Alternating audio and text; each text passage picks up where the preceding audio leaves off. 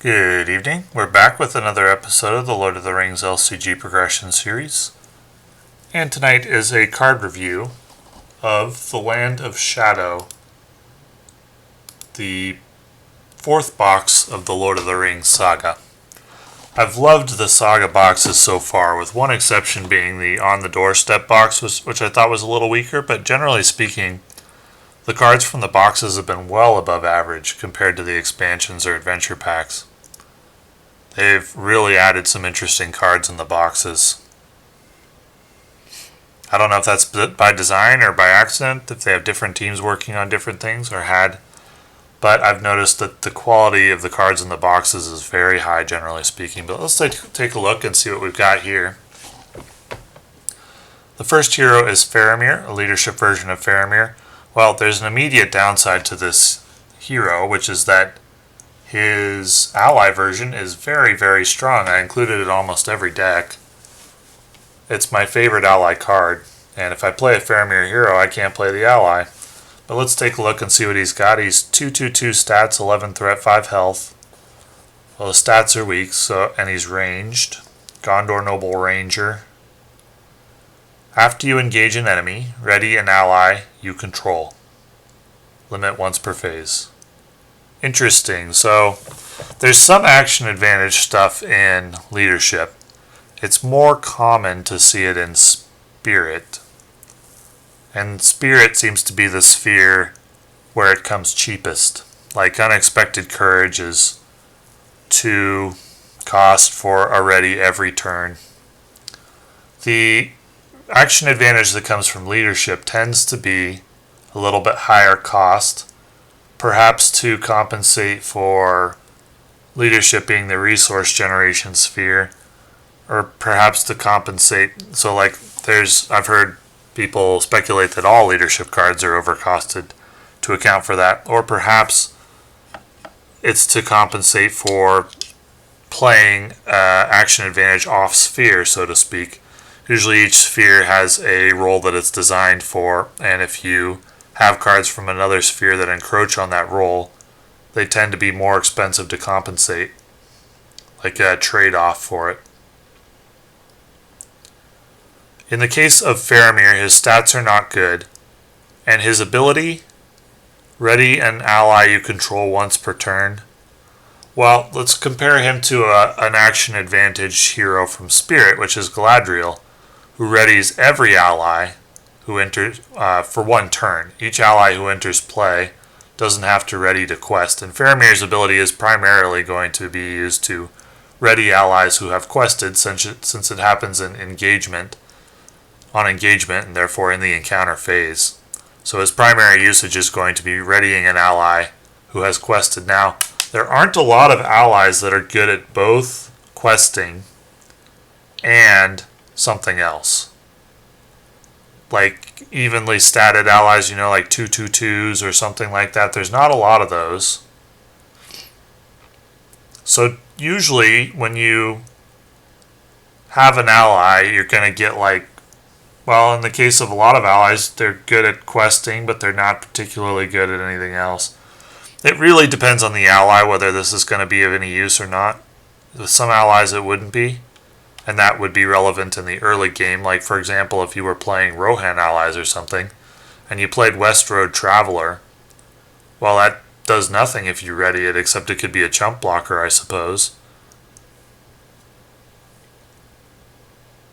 So, what is the actual strength of this ability? I don't think it's always useful. It's not going to be useful every turn. If you gave me a choice between this ability and an extra attack, or an extra willpower, or an extra attack and an extra willpower, let's say you gave me a choice between this responsibility and one extra attack and one extra willpower, I wouldn't always be happy about the ability. Like in the early game, like turn 1, you don't always put out an ally turn 1. You don't always engage an enemy turn 1. In that case, the extra stats would be better. Sometimes there are going to be there's a few turns every game where you don't engage an enemy and you're not going to be making use, and then the extra stats would be better. And I'm talking about this because I'm trying to evaluate the strength of this ability. So if you can look at this ability and think, well, I'd rather have one willpower than this ability in a variety of cases, well, then this ability is not worth much at all. It's a niche ability. But if you can look at this ability and think, I'd rather have this ability than one willpower, and you generally would when you make use of it and ready an ally, well, then you're establishing a value for the ability. And we want to establish a value for the ability because, generally speaking, we're looking for 4 willpower from a strong questing hero or 4 attack for a strong questing hero. And we want to understand, will Faramir's ability get him there? Is this a strong hero? And the answer is it depends, but probably not early. Probably not in the early game. Probably not turn 1. Probably not for some of the turns in the mid game. So I find this hero likely to be inconsistent. Inconsistent, overcosted, and that is being overcosted is consistent with the design of the game in that cards that are off sphere are overcosted generally, and this card is off sphere because I perceive the Spirit Sphere to be the primary action advantage sphere. So that's my assessment of Faramir now. If you throw in the fact that he's Gondor, he's leadership, that fulfills a role. In some cases you want access to leadership just for his ability to use resource generating cards such as Steward of Gondor. That can be relevant. So I think this is likely a hero that you would really only play for his synergistic capabilities. Like Gondor, being Ranger, being leadership. I don't think his stats and his card text are strong enough to warrant inclusion in isolation from any synergies. With synergies, he could be worth a look. He's one of my favorite characters. But also given that you wouldn't be able to play his ally version, which is one of my favorite cards, I don't really see myself playing this hero a lot, I don't think. Just because I like his ally version so much. And this hero version seems overcosted due to being off sphere and ultimately inconsistent in isolation from synergies. Now, could there possibly be a deck out there where I want to make like a Gondor synergy deck? Yeah, I think so. But it would be probably for fun and not like a vital card in one of the hardest quests in the game.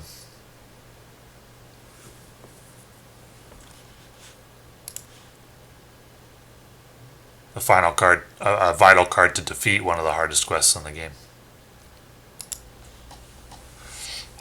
Damrod. Lore hero, 9 threat, 2/2/1, 4 health. So stats aren't very good. Gondor Ranger. Reduce the cost of the first trap card you play each round by 1 to a minimum of 0. After a trap card you control is attached to an enemy, draw 1 card. So once again we're looking at a card that does something off sphere. Typically the cost reduction sphere, or the resource generation sphere, is leadership. And this card is accomplishing this out of the lore sphere.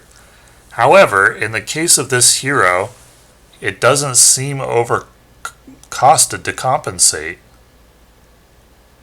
With Faramir, the cost of the ability is high threat and low stats. Now, Damrod has low stats, but Faramir's ability is not always useful.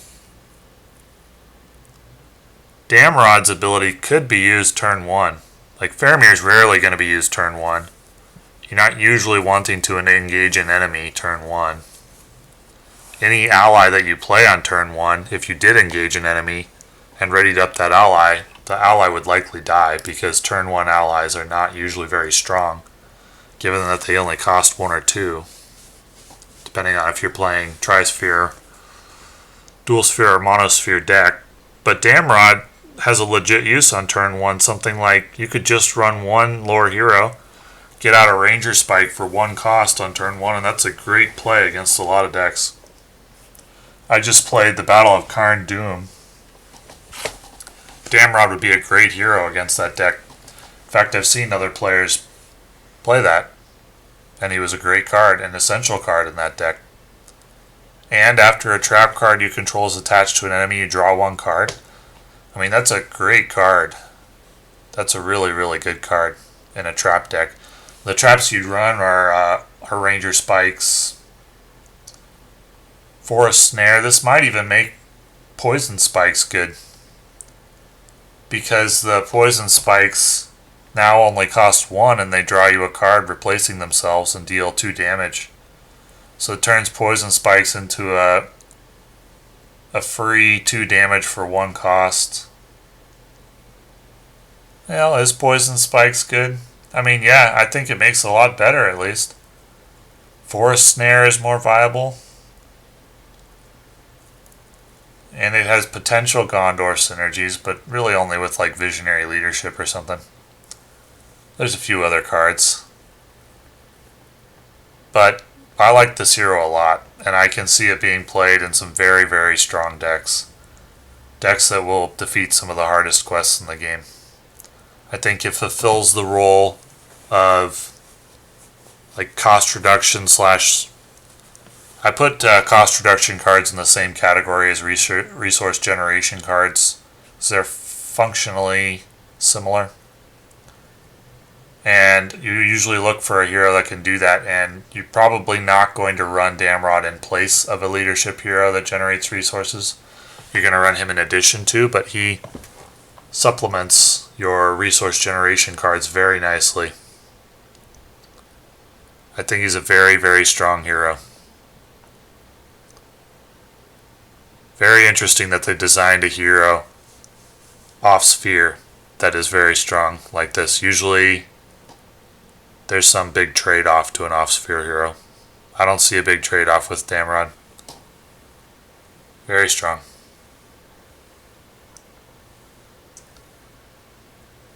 And Born. 4 cost, 1/3/1, 3 health, Gondor Ranger. After an enemy is added to the staging area, exhaust Anborn to give that enemy +5 engagement cost until the end of the round. Then deal 1 damage to that enemy. Well, this is the second version of Anborn. There's also a lore version, which synergizes with traps. And I think given that Damrod has just come out, that's typically going to be the one you'll run. That one you can exhaust. He has similar stats, so you can exhaust him to retrieve a trap from your discard pile. This ability, 1 damage, +5 engagement cost at the expense of exhausting him. That could potentially be very good against some 1 health enemies. Just snipe them. In that case, the +5 engagement cost isn't that good. I don't think the +5 engagement cost is generally that good. But the 1 damage to an enemy, well, at the expense of exhausting him, there might be a niche use for this card. It's very expensive. You do get 3 attack. I think generally the lore version is going to be the one you're going to run, particularly since Damrod just was released, or just is in this box anyway. It wasn't just released, obviously. Boy, that's a high-priced card for not a lot of ability. And I believe the reason is, once again, this is the 3rd card in this set that is off sphere. Typically the direct damage sphere is tactics. And so, in my estimation, you're paying more for this card because it is not a tactics card. And I've said this repeatedly, but I don't like cards that are overcosted because they're off sphere. I would prefer to just play something on sphere and play a Song of Battle or something to get to it, then play something that's overcosted because it's off sphere.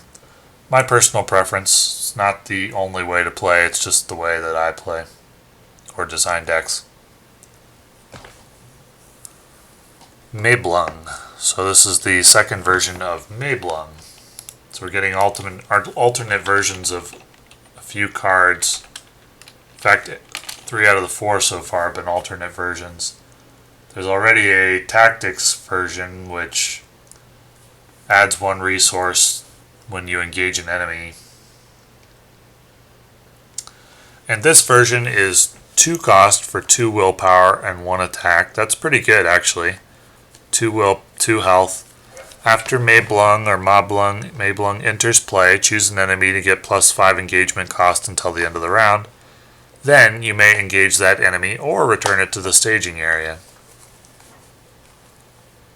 Interesting. I like this card. This is a good card. I mean, the 2 willpower for 2 cost alone out of the lore sphere is very strong. You don't see that in a lot of lore cards. Typically, the area where you would see 2 cost for 2 willpower or 3 cost for 3 willpower is Spirit. So anytime you can get 2 cost for 2 willpower off of Spirit, I mean, this is a card I'd play in a lore deck. Almost any lore deck. I think it's a good card. Just for the willpower alone. When you throw in the ability, which is not always going to be useful, but will be sometimes, this is a good card. I mean, the ability is very rarely going to be useful. But there are times when it could be very useful. The ability to engage an enemy during planning before the questing phase can be very good. It can help you complete a quest phase, help you clear a location, because you're doing it before the questing phase. It can also help you return an enemy to staging if you've engaged it and you wouldn't anymore. Or you get +5 engagement cost and you can return it. So I don't think the ability is useful every time. In fact, it may not be useful most of the time, but the times that it is useful, it'll be very useful. And when it isn't useful, it's still 2 cost for 2 willpower. This is a fantastic card. And it has Gondor and potential Ranger synergies as well. Very, very good card. Like it a lot. So far, the lore is getting some love. It seems like that's been the case for a while. They've really been buffing the lore sphere, and this box, Damrod and Mablung, the lore cards, are very good. Skinbark, 3 cost, 0, 4, 2, 3 health. Well, 4 attack for 3 cost is very good. It does interplay exhausted, so you have to account for that in the stats by adjusting them downward a little bit. When Skinbark is attacking alone against an orc enemy, that enemy does not count its shields. Okay. Well, that's a good card against orcs. Any deck where I'm running a tactics, running the tactics sphere and I'm playing against orcs, I'd include him. He's quite strong against orcs. Good card in that situation. Where you've got to battle orcs and you're running tactics. Now, if I wasn't running tactics, would I consider it just for Skinbark? Probably not. If I had a way where I thought I could defeat orcs without running tactics, well, you know, that's not very productive speculation. I'll just say that any deck where I'm running tactics and I'm facing orcs, I would include Skinbark. For sure. And I might even consider it in decks where I'm not facing orcs, because 4 attack for 3 health is very good. That's very strong. That can really get you up there in terms of helping you defeat a boss or something. I don't run tactics that often in solo. It's more often I'm running leadership. Now I'm running lore quite a bit more. Or spirit. Tactics is weak on willpower, and that's why I don't run it that much in solo. Because most quests have a strong willpower requirement, a strong willpower. They present a challenge which can only be overcome by strong willpower. And tactics are very weak on willpower, but in some quests, that require a lot of attack power, this would be a very good card and an auto include for me. So I like it a lot. Gambling, 3 cost, 1/1/2, 2 health, Rohan Warrior. After a Rohan ally you control is discarded from play, not destroyed, discarded from play. Exhaust Gambling to return that ally to your hand. So I think there's a few that are discarded from play, like Escort from Edoras, after you've just, they discard normally after you use them. Then there's a couple of Rohan cards I think that discard, like Ride to Ruin. Gambling could be useful there. He's very understated, so they're assuming, I think, that you're going to play him for the ability. Is the ability good? It's not going to be good a lot. It's good in combination with specific cards or specific circumstances. Escort from Edoras is the first one that comes to mind. There's probably others that aren't immediately coming to mind. Is the benefit worth setting up the combo? If you played him in like a Theoden deck or something. I don't think it adds significantly to the power of a Rohan deck. I mean, with Escort from Edoras, you could play it every turn with Theoden for 1 cost. That's really good. Really, really good. 4 willpower for 1 cost every turn if you have Theoden and Gambling and an Escort from Edoras. That's very, very strong. So I would run it if I was running Theoden and Escort from Edoras. It's definitely got a use. I wouldn't run it outside of a Rohan deck, obviously. I wouldn't run it. I don't know if I'd run it even if I wasn't running Escort from Edoras. But definitely with Escort from Edoras. Staff of Lebrethron. Lebrethron? 1 cost attached to a Gondor or Hobbit hero. Gondor or Hobbit, that's interesting combination. Oh, it's from Faramir. Okay. After attached hero exhausts to defend an attack from an enemy with engagement cost higher than your threat, exhaust Staff of Lebrethron to discard a shadow card from that enemy. Okay. That's a good card in a deck where you expect to have low threat and defend some attacks. I like it in that circumstance. So if the requirements are met, I think this is a good card. A Gondor or Hobbit hero. It's more likely you'd play this on a Hobbit hero because Gondor heroes tend to be higher threat, and so there wouldn't be as many situations where you are defending against an enemy with engagement cost higher than your threat. It synergizes with Anborn or Mablung because they raise engagement cost of the enemy. I haven't seen cards for quite a while that have emphasized or had a benefit if you engage or are battling with enemies with engagement cost higher than yours.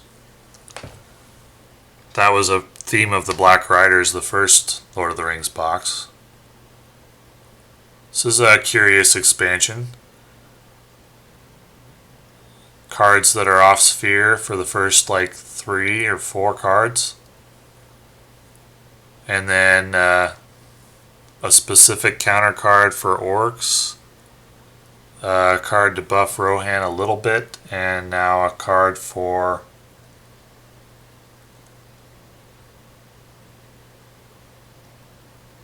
attacking or defending against enemies with higher threat than yours. I like it though. In the circumstance where you are likely to be defending against enemies with higher threat, and a Gondor or Hobbit hero, 1 cost and 1 card is very cheap. I mean, think about this. People run Hasty Stroke out of the Spirit Sphere that is a one-time use, 1 cost, cancel a shadow card. Now that you can do after it's revealed. But this can be used repeatedly. This is very, very strong. Very, very strong. As long as the conditions are fulfilled. I like it a lot. Very nice way to deal with shadow cards. You could even play two of them on the same hero. Dual wield staffs. It's restricted, so you can only have two, but you can play it on multiple heroes if you're running a Hobbit deck or two Gondor heroes. Very good card. Ambush, 2 cost. It's a trap. Great. So 1 cost with Damrod. Play ambush into the staging area unattached. If unattached, attach ambush to the next eligible enemy that enters the staging area. Combat action. The engaged player discards ambush to declare an attack against the attached enemy.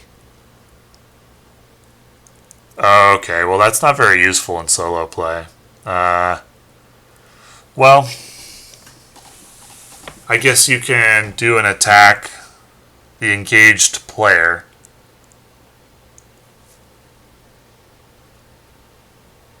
The engaged player? So you can't use it. Wait, this wording confuses me. Can you use it against a card that's sitting in the staging area?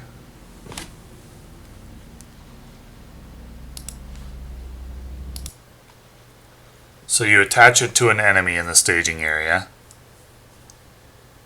And then the combat action is the engaged player discards ambush to declare an attack against the attached enemy.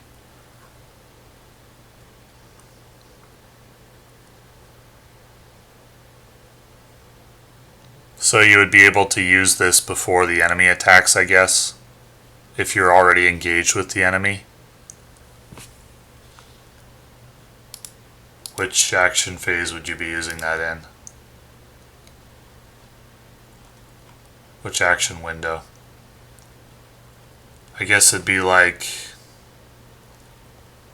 so combat phase, deal shadow cards, then there's an action window. It's a combat action, so you could use it then before the enemy has a chance to attack, to declare an attack against the attached enemy. That is good if I'm reading the card right. And somebody correct me if I'm not, but if I'm reading the card right, its use is after you engage an enemy, you can then attack it before it has a chance to attack you. If I'm reading it right, you can't use it to attack something in the staging area. If you could, that would be very, very strong. But since it says the engaged player, that's worded very poorly though. Why wouldn't it say if you are engaged with the enemy, discard ambush to declare an attack? The engaged player discards ambush to declare an attack against the attached enemy. Well, until I learn differently, I'm going to assume that means you can only do the attack against the enemy you are engaged with and not an enemy that's still in the staging area. So you have to engage it and then declare an attack against it. But you can do the attack before it has a chance to attack you. Though after a shadow card is played, but before the shadow card is revealed and resolved.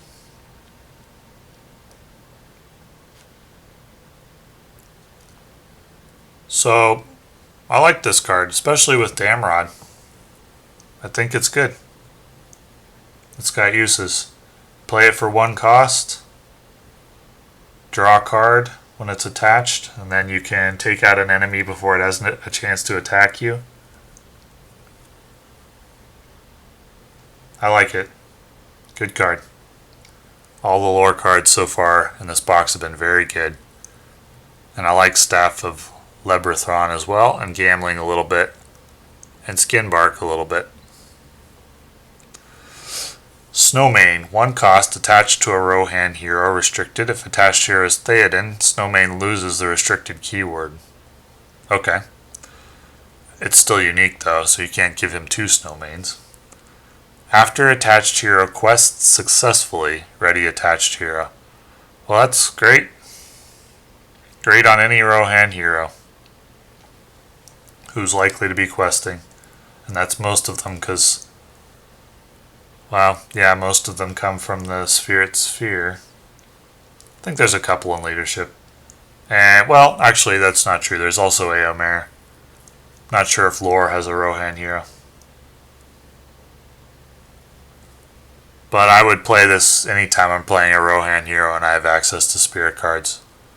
The action advantage it provides is great. Like it a lot. It's only slightly worse than Light of Valinor. But, yeah, this is a great card. So far, I like this box quite a bit. Taste it again. 1 cost. After a hero you control defends an attack made by an enemy with engagement cost higher than your threat, ready that hero. Till the end of the phase, the hero gets +2 while attacking that enemy.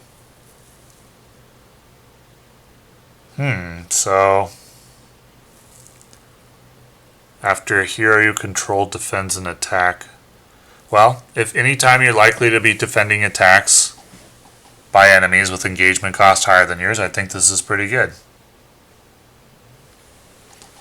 Readying a card and getting +2 is acceptable benefit for 1 cost and 1 card.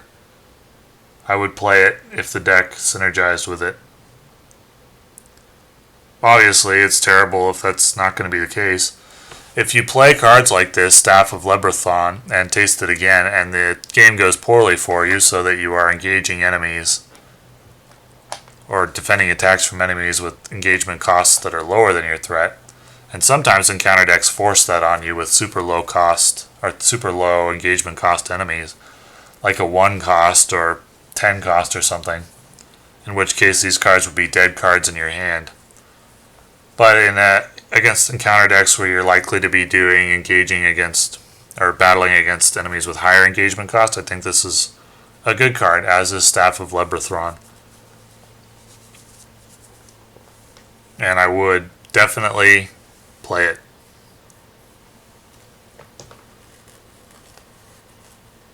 At least play test it. It's possible it's not as good as I think, but I think this is good.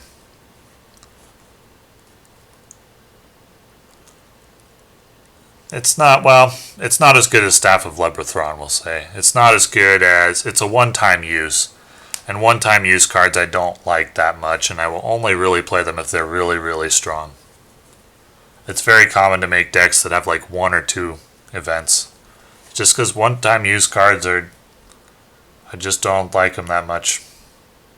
They have to be very, very strong before I include them in a deck. And this card could potentially be very good, especially early game.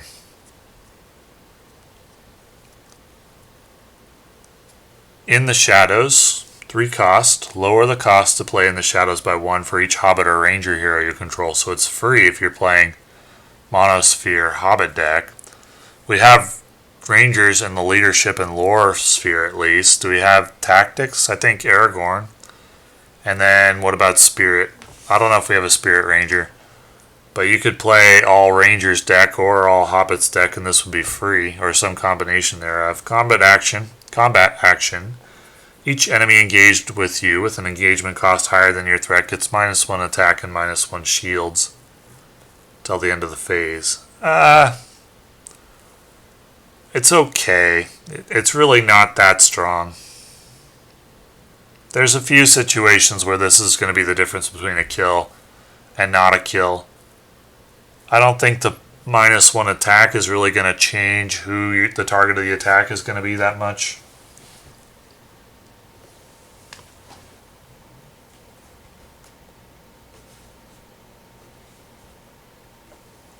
But there'll be a few situations where the -1 shields makes a big difference. This isn't that good of a card. It's free, but it's not that good of a card. I don't think it's worth a card slot most of the time, even if you're running a Monosphere Hobbit deck. I probably wouldn't include it.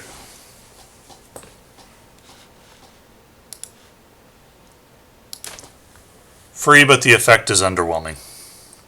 So the strong cards in this box are Damrod, Mablung, Skinbark's pretty good, Gambling's pretty good, Staff of Lebrathron is pretty good, Ambush is pretty good, Snowmane is pretty good.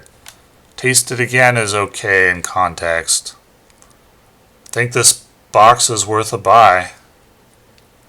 I think Damrod unlocks a very powerful strategy, trap deck, lore trap deck. And I would include Mablung in that deck. Snowmane I think is very good. This is a good box, a very solid box, as almost all of the Saga boxes have been.